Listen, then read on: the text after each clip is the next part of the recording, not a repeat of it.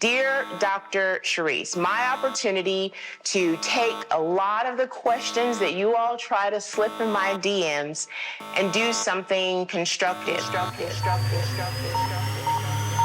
Dr. Sharice, are y'all ready for this? The goal is for us to have honest, courageous conversations, pretty much with no topic off the table. Let's go.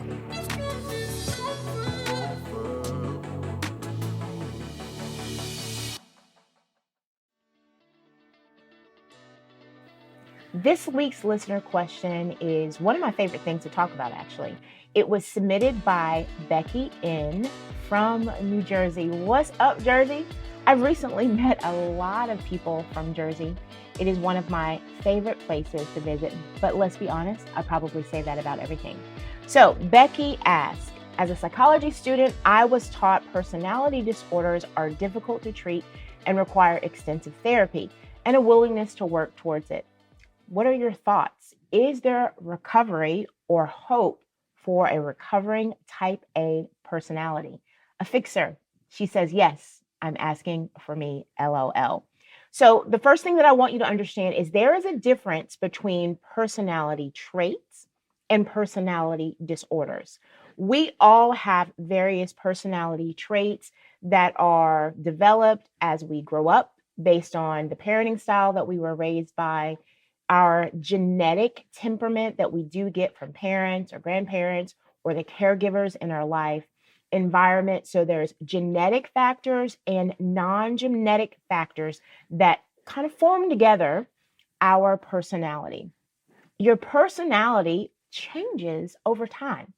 There are some base and core things that are the same and that aren't going anywhere. But as a whole, we know that because let's think about how we've evolved over time. I was actually attending a homegoing service for someone recently, and it was a really special moment. And one of the things that I remember as different people in this person's life were talking about him is they mentioned, man, in his early years, he was very rigid and strict and very particular. But then if you got to know him a little bit more later in life, his personality, his temperament had changed and he was more compassionate than ever or displayed in a different way. So keep in mind, you're not the same person as you used to be. And there is always ability for us to work on the personality traits that we know are not ideal or not helpful. If we then look at personality disorders, that's a whole different conversation, one that we wouldn't honestly want to have on a podcast because it's so complex.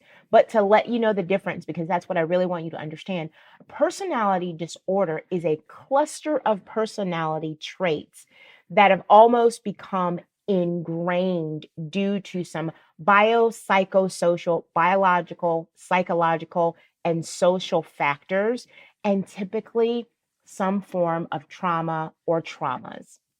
It's kind of a break in a temperament pattern that creates a disordered or distorted way of thought and being based on factors that are genetic predisposition and often intergenerationally passed down through genetic encoding that they can't do anything about, but that doesn't mean that they're not aware. So back to type A personality, which is a trait. Let's talk about the 4 personality types, because I think it's helpful to understand that you're not always type A. And you might be saying to yourself, yes, I am. But we all show different temperament types based on the environment, based on the situation, based on our level of anxiety and who we're around. So type A personality. And I am holding myself back because I really want to get so deeply into this, but I'll do that at the first of the year. Here are some characteristics of type A personality. Typically achievement oriented, very competitive, often fast paced, and impatient, especially when it comes to change. Now, we can listen to those and easily see how being type A may make a person very achievement based and productive, but also that impatience or wanting everyone to be like them, that can cause a problem.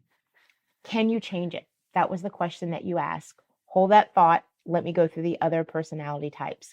Then there's type B personality characteristics. So people that are typically associated with a type B personality show a little bit more flexibility, low stress level, relaxed attitude, greater adaptability to change, more even tempered natured, laid back attitude, but also a tendency to procrastinate, patience, and creativity. We could stop right there, and you would be able to say to yourself, more than likely, well, I do see some of myself in those type B aspects.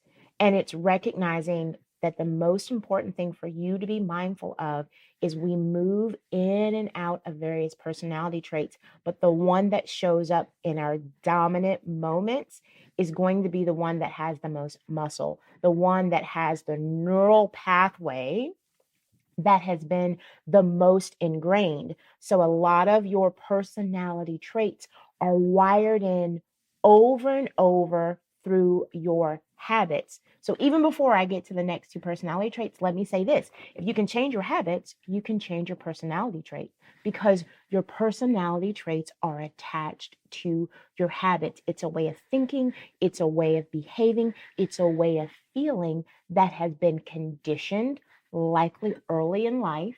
And then as a result of being almost too strong in that area, then you tend to find yourself in environments or commit to environments that reinforce that personality strength. And then your type B traits or your type C or type D traits, which I'm going to get to, might be underdeveloped. So we really want to think about how do we balance some of those traits and access all aspects. Type C personality.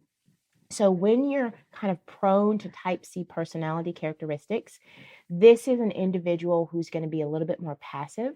They often put the needs of others before their own and repress any negative emotions. So we often see that sometimes if someone is a people pleaser, for example, type C personality trait might be on the surface, but they're also high achievers and very goal oriented. So it's knowing that none of us are one size fits all. We're just often very aware of the part of us that we go, oh, I wish I could shift this. And the answer is you can. And then type D personality characteristics. So type D is a particular personality that we actually don't hear a lot about. Type D stands for distress.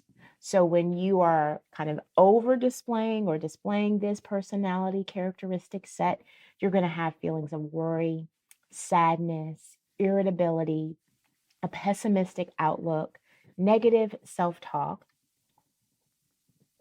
Type D temperaments often avoid social situations, have a lack of self-confidence, a fear of rejection, appear gloomy,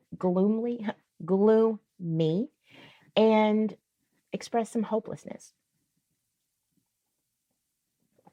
Where do you see yourself? I know this question is for Becky, who's talking about being type A, but as we're having this discussion, where do you see yourself?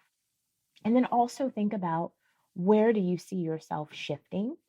Because sometimes, again, those non-genetic factors such as environment and stressors play a significant role in what you're experiencing and how your temperament may be set up.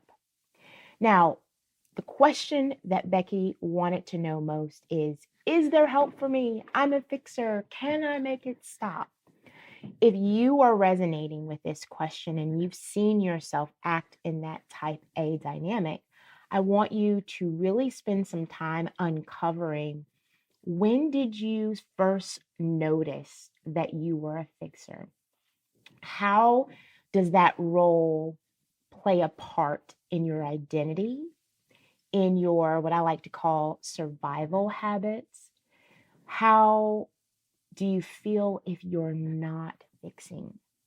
Let me give you an example. This is off the top of my head. Let's say I grew up in a home where I was surrounded by a strong type A personality and maybe someone dealing with alcoholism.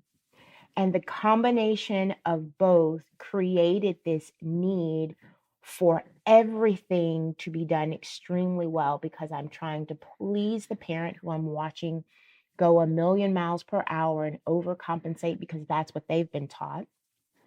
And then I'm also working to try to get the attention of the person who is fairly inebriated most of the time, or I'm trying to do things so well that that person doesn't get upset because I fear them. Well, if those are the personalities that are parenting me, and I'm living in the house with that felt sense and that tension, then the goal will become I have to be perfect. I have to get it right the first time, and I don't have time not to get it right quickly because this person could get upset and this person could get upset in two completely different ways. But maybe the only time that they're ever happy with me or on the same page is when I achieve something, is when I do something well. So then, as just this natural byproduct, I learn that achievement creates the love and attention that I want. And for those few fleeting moments, everything seems good and I'm experiencing the love and the balance that I want. Well, if that's my situation, you best believe I'm going to learn how to achieve very well. I'm also going to learn that keeping things fast paced, being competitive, being aggressive, and all of those things is my way of surviving because I'm not experiencing gentleness in that situation. Take another example where, even though that may be the way that I've grown up, and I recognize, wow, that was really harsh. And although I'm that way, I want something different for my daughter. So I give my daughter the opportunity to go, I love you no matter what you achieve or not. And I preach that message to her over and over and over again. So she has much more of a free spirit. She is loving and kind, and not that I'm not, but in a way that maybe I wasn't allowed to express. And why are those two examples important? Because a lot of times we believe that we can't change, but if you are extending to someone that you love what you didn't get, that is another powerful instance of your ability to shift. If you can see it enough to know, I don't want this for the people that I love. I want my daughter, my son, my spouse to experience a different aspect, then that lets you know it's possible for you to change because you have awareness and you have insight. So the piece that you want to work on in order to move this to a different place in your life is recognizing what conditions reduce the need for me to be type A, and how can I become comfortable with I have value even when I'm not on top, even when I'm not achieving.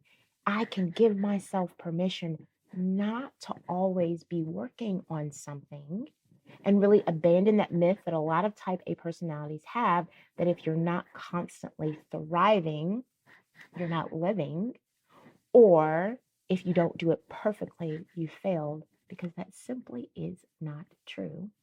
Let's sip to that. So, how can you utilize this information? Think about all of the different characteristics of personalities that I just mentioned. Maybe take some notes and jot down for yourself type A, type B, type C, type D. Where do you see yourself along that continuum, and where do you want to see yourself? Then take that and consider environment and individual relationships, meaning who are the people and where are the places that you see yourself operating in the personality temperament that you want to experience more, because the more that you're in that environment and in those connections, then that's where you're going to balance out those neural pathways, and then you're going to find that you're not always going in the same direction. The last piece would be what habits are reinforcing the personality traits that you're trying to lessen.